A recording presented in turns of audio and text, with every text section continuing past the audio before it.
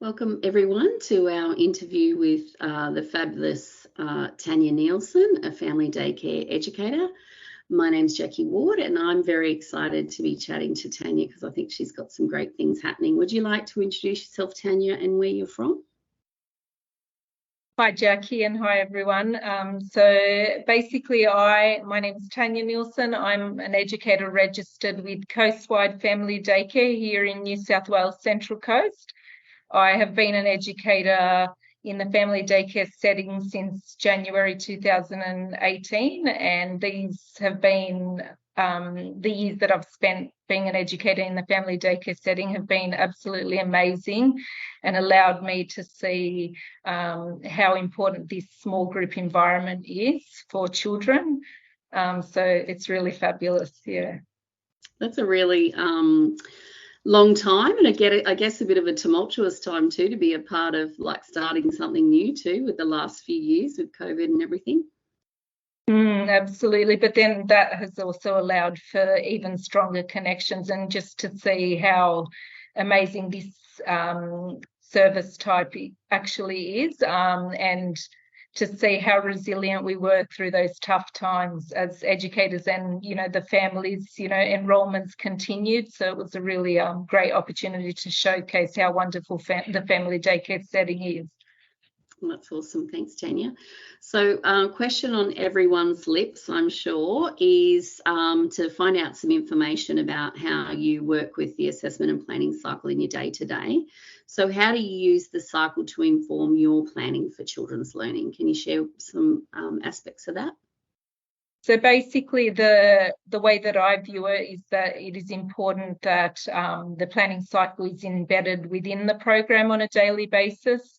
That as an educator, I can see within my program where each stage of the planning cycle fits in. For me personally, it's about ensuring that each child is the central focus of my programming, and that the principles, practices and learning outcomes, as well as the national quality standards, or interconnected within the program. So once I adopted this approach, and I felt that it was really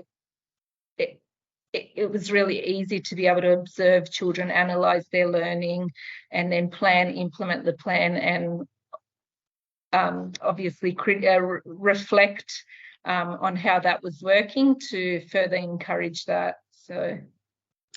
Awesome. So how do you balance planning for individuals and groups?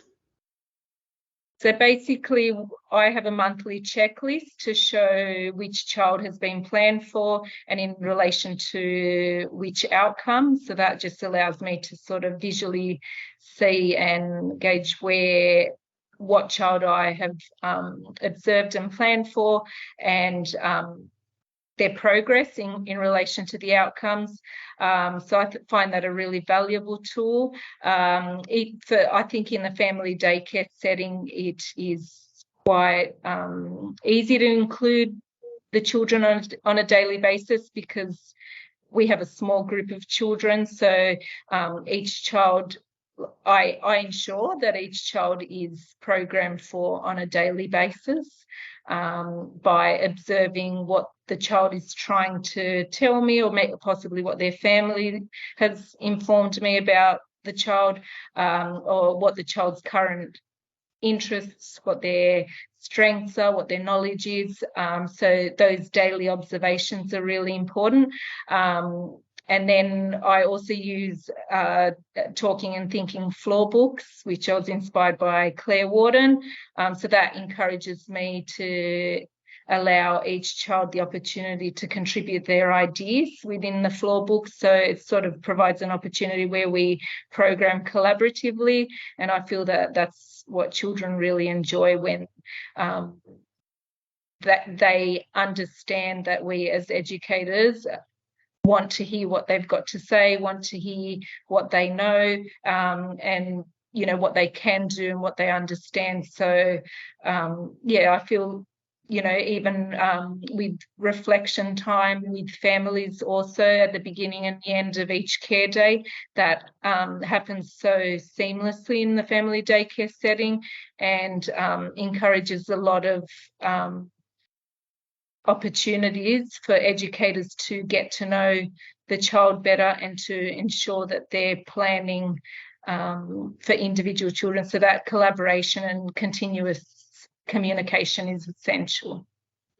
You said some really great things there, Tanja. I love the idea of involving children on their own learning journey, because, if we think about the outcome, children are confident, involved learners. That's a great way to do it, isn't it? Being a part of their own learning.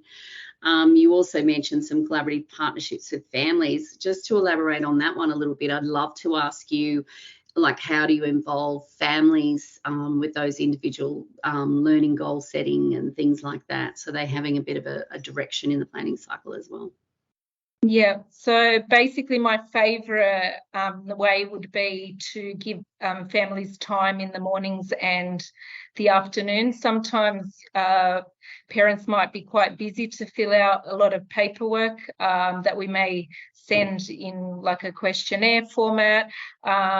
So giving them that extra time in the morning and the afternoon to really get to know their ideas about their child, that I feel has been my biggest success with running my family daycare service. That ongoing communication with them is essential, and it really helps me understand their family culture, which then always supports the child or allows me to support the child better whilst they are at my service. As well as I complete summative assessments, which families are then encouraged to provide goals that they may have for their child. So there's a section for the parents or the family to contribute to their learning goal via the summative assessment tool.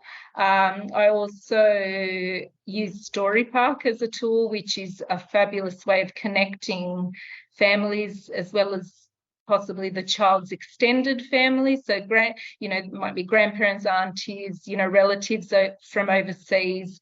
So getting to know that wider culture, that child's culture, and, not just what happens day to day, but sort of broadening that horizon allows for us as educators or, families to connect, possibly relatives from overseas to connect and share their insights. So I really love that platform, social media platform. Yeah, it's a great way to think of children as global citizens, isn't it? And I know you mentioned Absolutely. There also that you've got Story Park, and I like the fact that, you've got the digital, plus you've also got the floor books as well. So there's that real physical connection for children.